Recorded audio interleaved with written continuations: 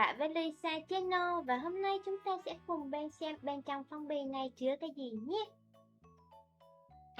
Chị thấy đây chính là một cô búp bê rất là xinh đẹp nè. Chúng ta sẽ cùng xem bên trong là những bộ quần áo gì nha. Đây là một cái quần thể thao nè, một cái túi, một cái ba lô và một cái ba lô có kích cỡ to hơn nữa nè, một chiếc giày. Chúng ta sẽ cùng nhau khám phá hết bên trong xem có những gì nhé. Một chiếc váy nè, một chiếc quần đùi thể thao và một áo và một cái áo khoác hoodie nè, một chiếc áo crop top ngắn nè, một chiếc áo tay dài màu hồng rất là dễ thương và một chiếc áo ba lỗ xách nách nè.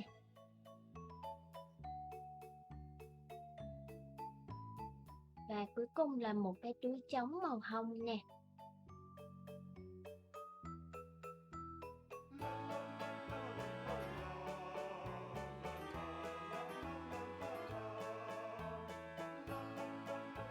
Một chiếc giày thể thao nè.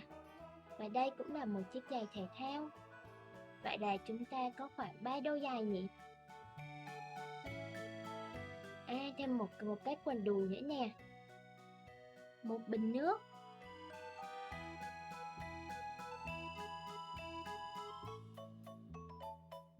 Một thảm tập yoga nha.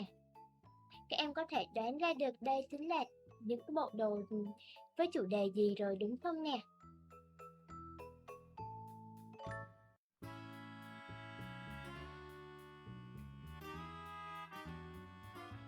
Và đây là những chiếc giày còn lại nè.